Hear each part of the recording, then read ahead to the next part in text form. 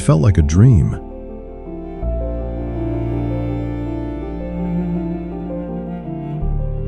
They pursued you like nobody ever had. They made you feel chosen, special. Like you were the most important person in the world. The texts came constantly. The compliments never stopped. The future they painted was everything you'd ever wanted. I've never felt this way before. You're different from everyone else. I knew from the moment I met you, you were the one. And you believed them. Because why wouldn't you? Nobody had ever loved you like this. Nobody had ever seen you like this.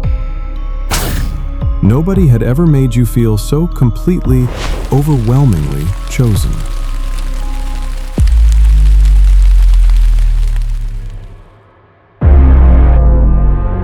But here's the truth that will change everything.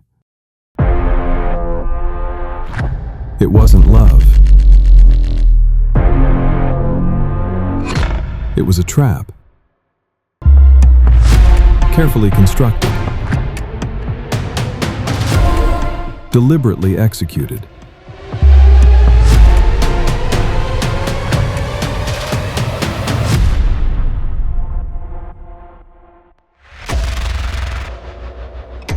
Designed to make you attach so deeply that by the time you saw who they really were, you'd be too hooked to leave.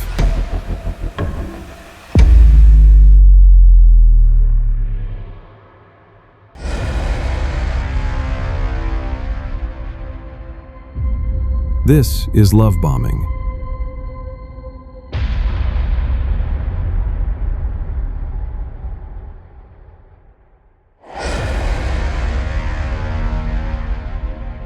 And it's the most dangerous tactic in the narcissist's playbook because it doesn't feel like abuse. It feels like the love you've been waiting for your entire life, until it doesn't.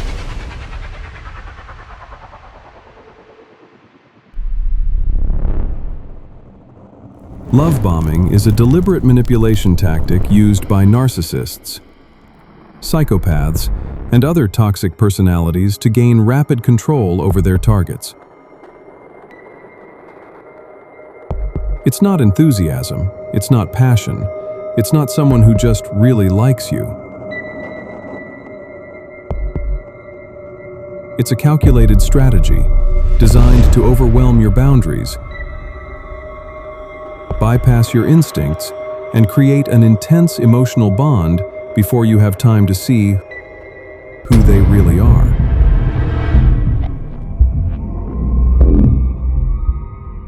Here's what makes love bombing different from genuine romantic interest.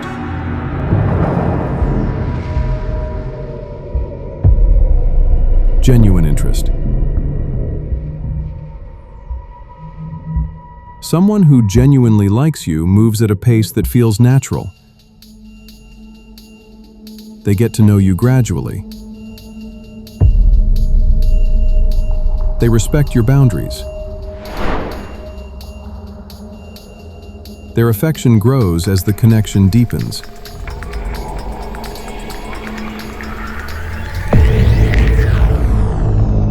Love bombing. Someone who is love bombing you moves at an overwhelming pace. Everything is intense immediately.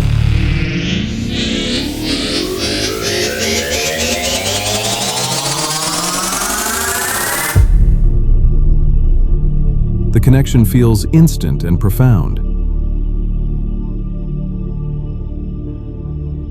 They skip the getting to know you phase entirely.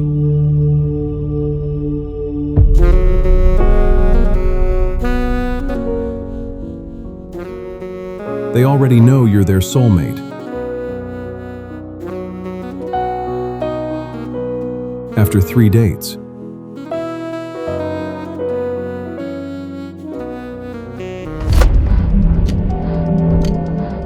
That speed,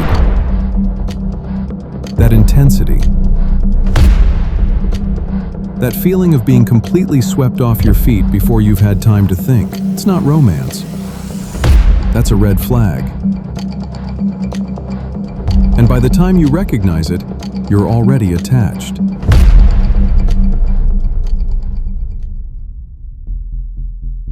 Love bombing is so effective because it mimics everything we've been taught to want from love. Here's how to recognize it. Sign 1. Overwhelming intensity from day one. Normal relationships build gradually. Love bombing hits like a tidal wave from the very beginning. Constant texts. Daily calls.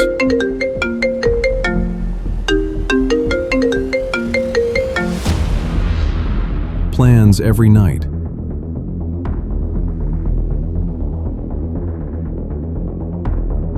Declarations of deep connection within days or weeks. It feels intoxicating. Like finally being truly seen and wanted. But intensity isn't intimacy. Real intimacy takes time. Real connection builds gradually. Anyone who feels like your soulmate after 2 weeks hasn't seen enough of you to know. Sign 2. Future faking. They talk about the future constantly, and it's always exactly what you want. I can't wait to travel the world with you. I already know I want to marry you. Let's move in together. I've never felt this certain about anyone. These aren't sincere promises. They're hooks, designed to make you emotionally invested in a future that exists only as bait.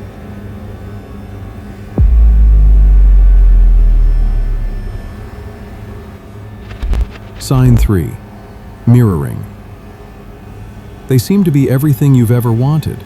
They share your interests, your values, your dreams, your sense of humor.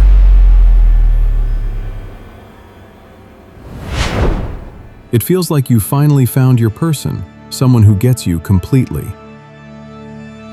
But here's what's actually happening. They're mirroring you, reflecting back exactly who you want them to be. Not because they are that person, but because they've studied you carefully and learned exactly what you need to see.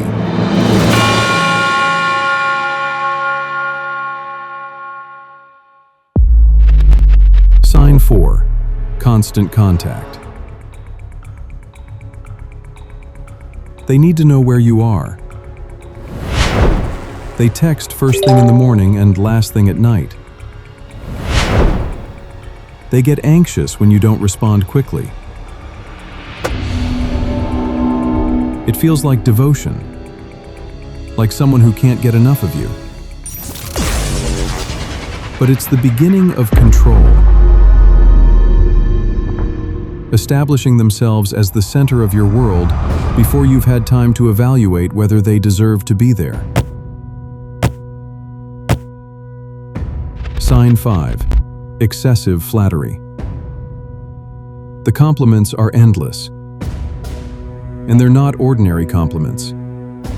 You're the most incredible person I've ever met. I've never connected with anyone like this. Everyone else in my life is nothing compared to you.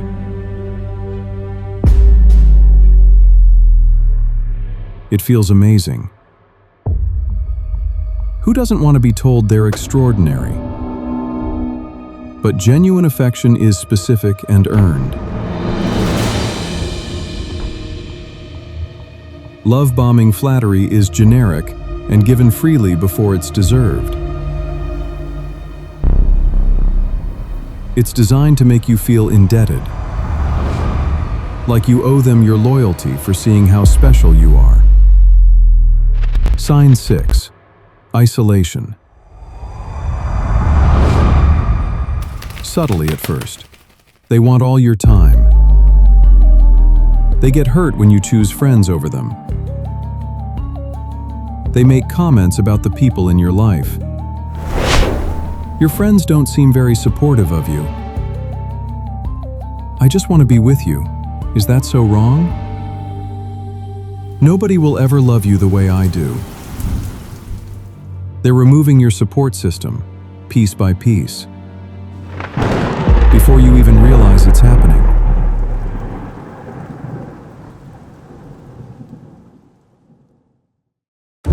Sign 7. Too good to be true. Because it is. When someone shows up in your life seeming like the perfect answer to everything you've ever wanted, pause. Real people have flaws.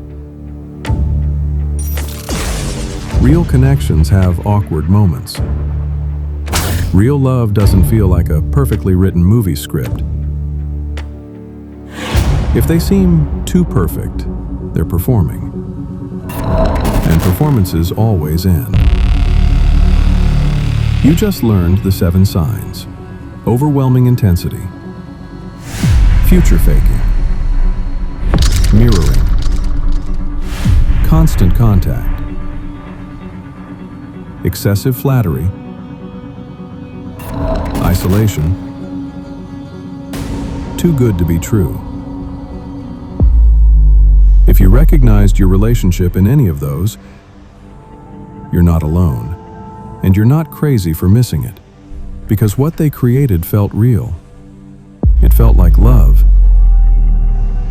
The next section reveals why love bombing works so effectively, even on intelligent, strong people who should know better.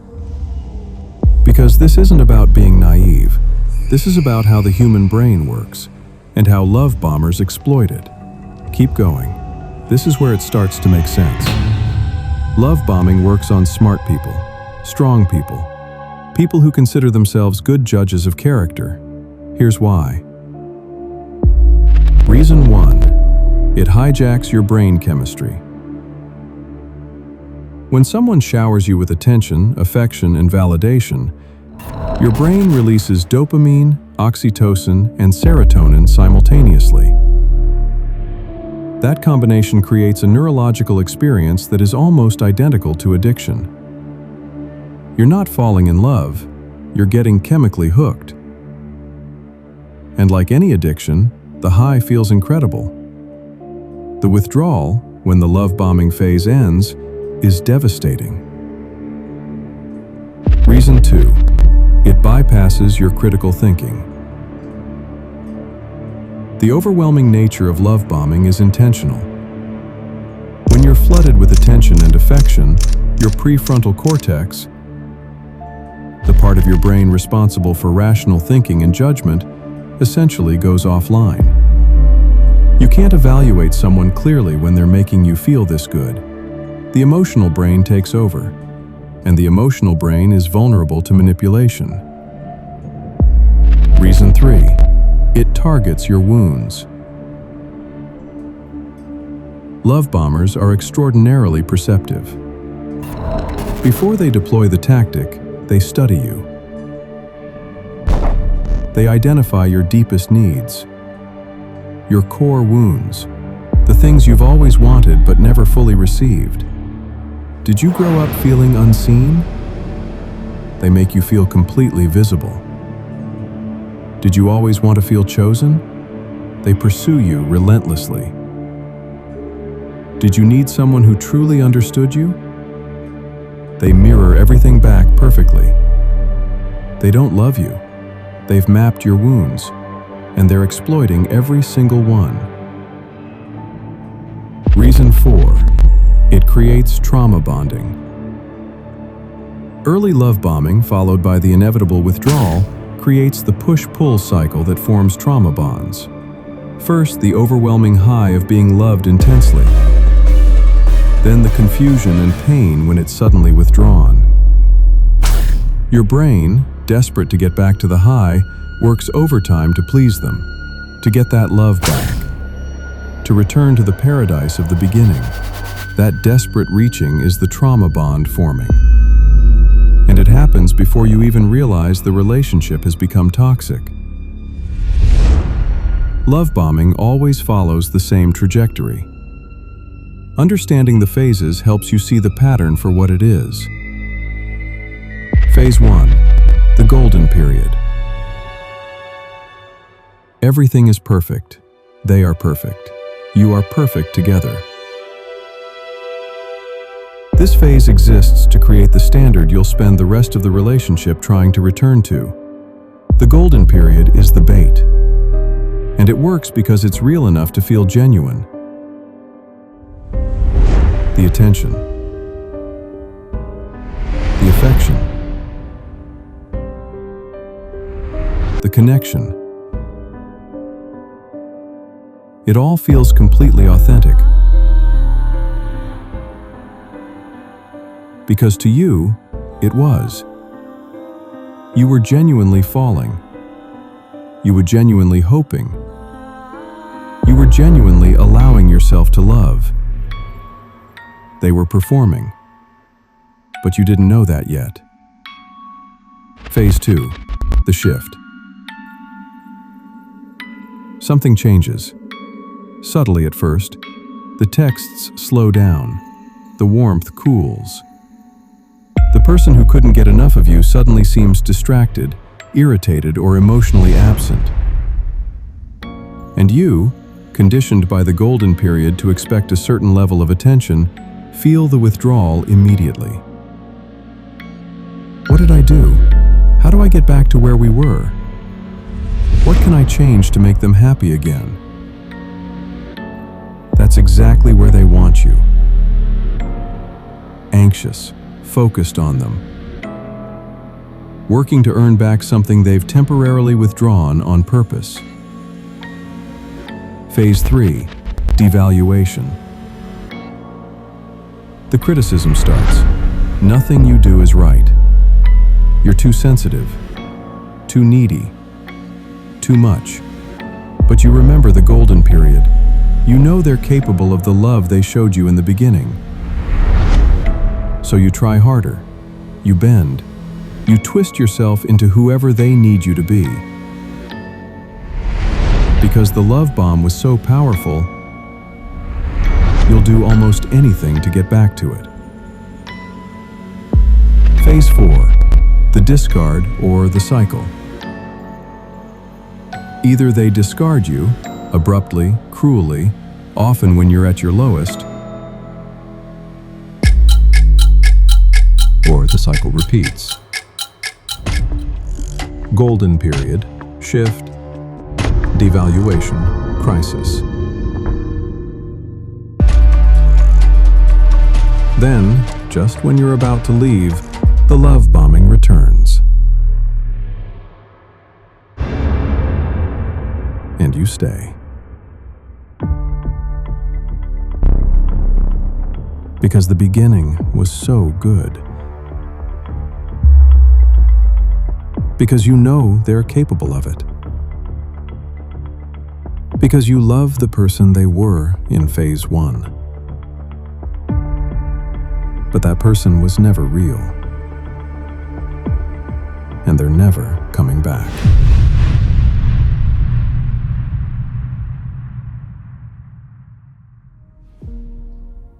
You now understand the 7 signs. Why it works on everyone. The 4 phases from paradise to prison. If you're sitting there recognizing your entire relationship in these patterns, that recognition is not nothing. That's the beginning of clarity. The next section reveals how to protect yourself from love bombing and what to do if you're in it right now. Because knowing the pattern is only half the battle. The other half is what you do with that knowledge. Keep going. Protection 1. Trust the pace, not the feeling. Feelings are manipulable. Pace is harder to fake. If a relationship is moving at a speed that feels overwhelming, even if it also feels amazing, slow it down intentionally. Watch how they respond to you taking space. Genuine interest respects boundaries. Love bombing punishes them. Protection 2. Watch for mirroring.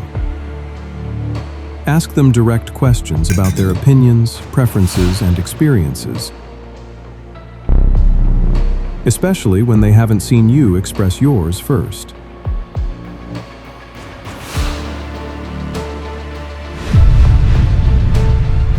Love bombers struggle to have a genuine identity when they're not reflecting yours.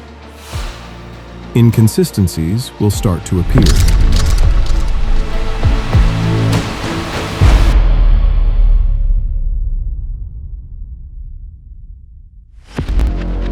Protection 3. Protect your support system. The moment someone makes you feel guilty for spending time with friends or family, that's a red flag. Never sacrifice your support system for a new relationship. Those are the people who will see what you can't when you're in the love bomb fog. Protection 4. Wait 90 days before major decisions. No moving in together. No exclusivity declarations. No financial entanglements. No cutting off other options. Give yourself at least 90 days before making any significant decisions. Real love can wait 90 days. Love bombing cannot.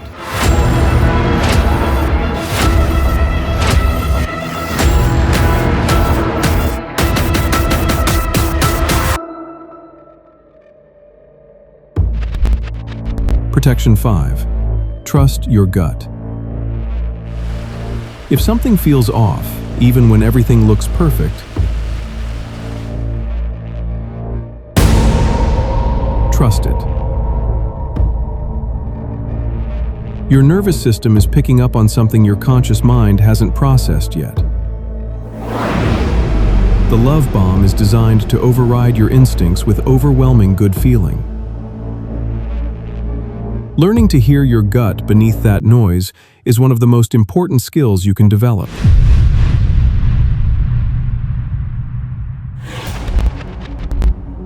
Protection 6. Heal your wounds. Love bombers target wounds. The best protection is doing the work to heal them. When you know your worth, genuinely know it, you don't need someone to tell you in overwhelming amounts how special you are. You can receive affection gracefully without becoming addicted to it. You can enjoy attraction without losing yourself in it. That groundedness is your armor. If you've been love-bombed, the healing is specific. Because what you're recovering from isn't just a bad relationship, it's a psychological operation. 1. Grieve the golden period specifically. You're not just grieving the relationship, you're grieving the version of them that existed in phase 1. Give yourself permission to grieve that. Even knowing it wasn't real, it felt real to you. Your feelings were genuine even if theirs weren't. 2. Understand the addiction. The withdrawal from love bombing is neurologically similar to drug withdrawal. The anxiety, the obsessive thinking, the desperate need to contact them. That's not weakness, that's brain chemistry. Treat your healing accordingly, with patience, with support. With the understanding that what you're going through is physiologically real. 3. Reconnect with your support system. The isolation was intentional. The reconnection is essential. Reach back out to the people who were pushed away. Let them remind you of who you were before the love bombing began.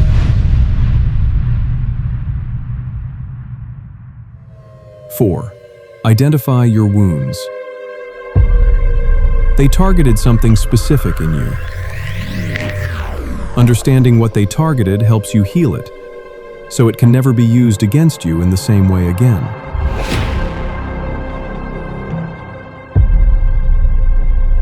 5. Take time before dating again. The love bomb leaves you particularly vulnerable to the next love bomber.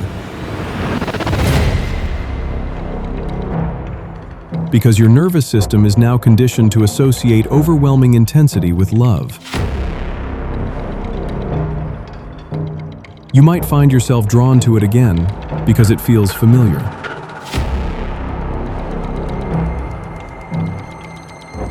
Give yourself time to recalibrate, to learn what healthy, gradual, real connection feels like. Because it exists. It's just quieter than a love bomb, and you need time to learn to hear it. You now have everything. The signs, the psychology, the phases, the protection, the healing. If you've been love bombed, you now have language for what was done to you. And language is the beginning of freedom. The final section is about what's waiting for you on the other side of this. What real love actually looks like. And why, once you've healed, you'll never accept anything less again. Stay with me. This is where it gets good. After a love bomb, real love can feel disappointing at first. It's quieter, slower, less intense. There are no grand declarations in the first week. No overwhelming pursuit. No feeling of being swept completely off your feet. And your nervous system, conditioned by the love bomb to associate intensity with love, might interpret that quiet as disinterest. But here's what real love actually feels like. It feels safe. Not exciting in a way that keeps you anxious, safe in a way that lets you breathe. It feels consistent. The same person shows up on Tuesday that showed up on Saturday. Their warmth doesn't fluctuate based on what they need from you. It feels like being known, not performed for. They know your flaws and stay anyway. Not because they're tolerating you, because they actually see you, all of you, and choose you anyway. It grows gradually. The connection deepens over time as you actually get to know each other. It doesn't arrive fully formed in week 1. It respects your space. They have their own life. They encourage yours. They don't need to consume you to feel secure in the relationship. It never makes you earn it. You don't have to perform. You don't have to shrink. You don't have to be anything other than exactly who you are. Real love is boring compared to a love bomb. And that boring is the most beautiful thing you'll ever experience, because it's real, and it stays. Love bombing isn't love. It never was. It's a weapon, disguised as a dream.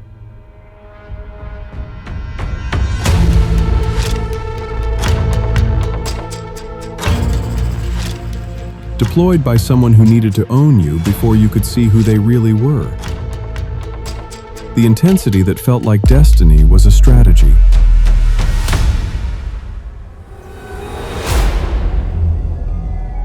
The connection that felt profound was a performance. The future they painted was bait. But here's what they couldn't fake.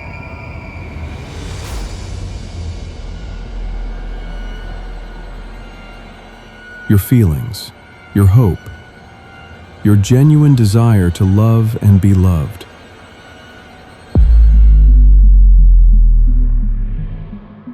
Those were real. Those are real. And they deserve someone who can meet them with something equally real. You weren't foolish for falling for a love bomb.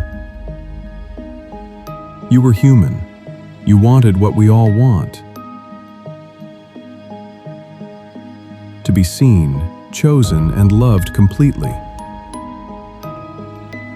You still deserve that. More than ever. And now that you know what the trap looks like,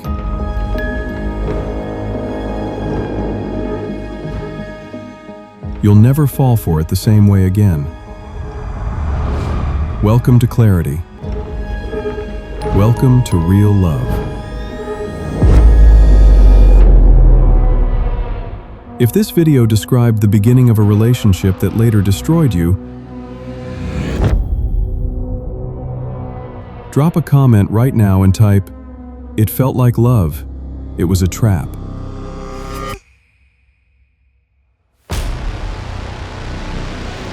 Because it did.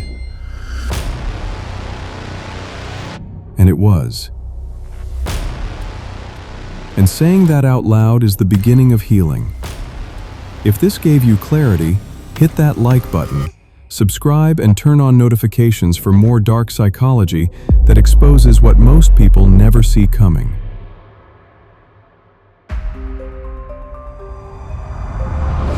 On Hidden Truths Mindset, we don't just name the tactics, we show you exactly how they work. So you can protect yourself, heal yourself, and never be a target again. If you want to understand what happens after the love bombing ends, watch this next.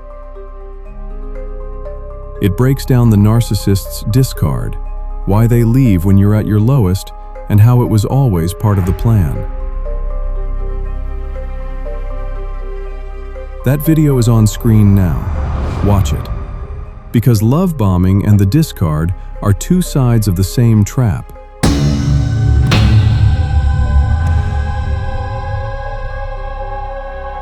Understanding both is how you finally break free. It felt like love. It was a trap. Now you know the difference. Welcome to clarity. I'll see you in the next one.